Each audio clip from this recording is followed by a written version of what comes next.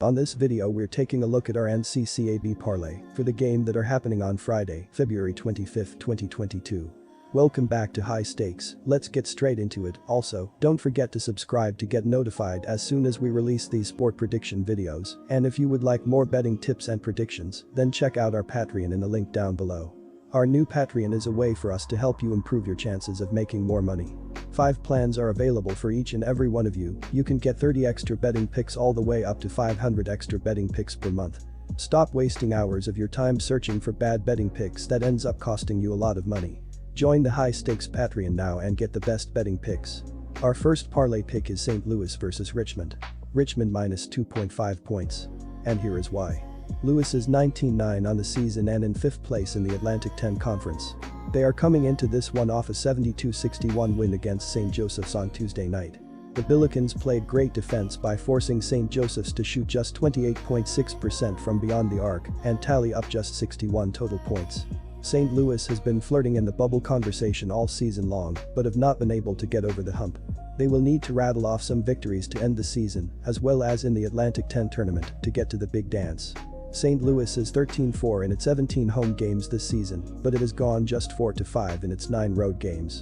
The Billikens are one of the most inexperienced teams in college basketball, ranked number 344 in that category.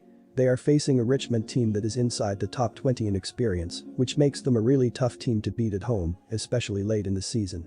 The Spiders also have revenge on their mind after losing the first meeting between these teams. Richmond has also been good this season, currently sitting just 1 game behind St. Louis in the league standings and holding an 18-10 record. It has been a disappointing season for many Richmond fans, as plenty of people gave Richmond a chance to make it to the NCAA tournament. The Spiders were unable to beat the Billikens in their first meeting on January 2nd. Richmond is a super experienced team and should have revenge on their mind in this game. St. Louis has been great at home, but they have not been able to have that same success on the road this season. I expect Richmond to play an extremely clean game and cover this short spread at home. Our second parlay is Texas State versus Troy. Texas State minus 1.5 point. And here is why. At one point Texas State was just 3-3 in the Sun Belt. Since then they have rattled off 8 straight wins to zoom to the top of the standings. They are a pretty balanced group with the league's top offense and 3rd most efficient defense. This is their final league game of the season, and they are looking to avenge a loss they took at home against Troy back in December. They lost that game by 15, showing no signs of the run they were about to embark on. Troy is 3rd in the Sun Belt and guaranteed to finish the regular season no lower than 4th. On Wednesday, the Trojans beat the Utah Arlington Mavericks 59-53 as a 4.5-point favorite. Out of the 59 points, 37 of Troy's points came from the bench, led by Zay Williams with 15 points and 6 rebounds.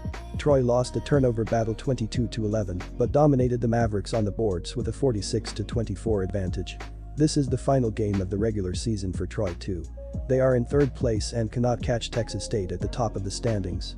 Troy has the best defense in the conference and they need to because their offense really struggles. They do have some size inside, and big man Ifadagi was the best player on the floor the first time these teams met, scoring 22 points.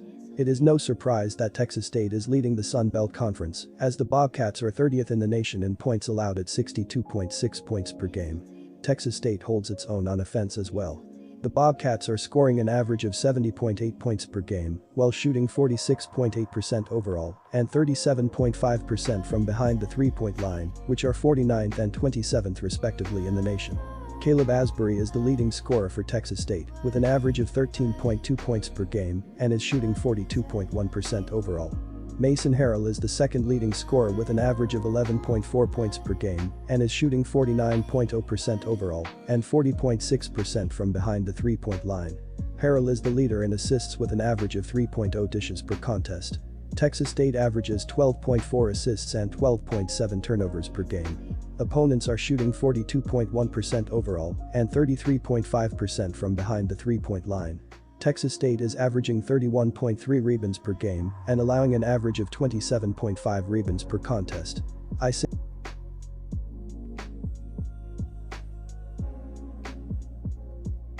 Our third parlay pick is Iowa versus Nebraska. Iowa minus 11.5 points. And here is why. The Hawkeyes are winners of 5 of their last 6 games and have put themselves into great position in finishing in the top 4 of the B1G standings. Iowa has the nation's 4th best scoring offense, averaging 83.6 points per game, and they also have Keegan Murray, who ranks 4th nationally in points per game with 23.5. The previous meeting with the Cornhuskers was a beatdown by the Hawkeyes, who won 98-75 while shooting 51.3% from the field and covering the 16.5-point spread. Nebraska comes into this game as heavy underdogs at home, but don't let that stop you from backing Iowa in this spot. The Cornhuskers have dropped each of their last 3 conference games by double digits. Iowa has also been making a habit of blowing out Big Ten opponents. Each of the Hawkeyes' last 5 conference wins have come by at least 12 points. In a fast-paced game on the road, the Cornhuskers will have their work cut out for them in this rematch with Iowa. Nebraska is one of the worst defensive teams in the country, giving up 79.3 points per game, while allowing their opponents to shoot 44.7% from the field, which is a major reason why this team is in last place in the B1G. The Cornhuskers earned their first conference win of the season 2 weeks ago at home over Minnesota, which was also their first win over a Power 5 team, and since then they have resumed their poor play by dropping their last 3 games by an average of 17 points. Freshman sensation Bryce McGoins leads the Cornhuskers with 16.7 points per game. Fran McCaffrey's squad enters the weekend slotted at number 15 in the latest KenPom rankings after winning 5 of their last 6 conference games. The Hawkeyes have scored 120.1 points per 100 possessions for the season, 5th in the NCAA, and they've kept up their efficiency during conference play. Iowa has posted an adjusted 111.9 points per 100 possessions on defense. Iowa has surrendered 103.3 points per 100 possessions versus Big Ten opponents, which ranks 8th in the league. The Hawkeyes have relied on forcing turnovers to get stops, but their pressure has also left them vulnerable on the defensive glass at times during conference play. I am recommending the Hawkeyes in this game. Nebraska has not shown any resistance against top-scoring offenses all season, and a red-hot Iowa team should have their way in Lincoln. Now, it is worth stating that the Hawkeyes have not won at Nebraska since 2015, but I anticipate Murray leading another offensive outburst for the Hawkeyes as they continue to roll into March. Take Iowa.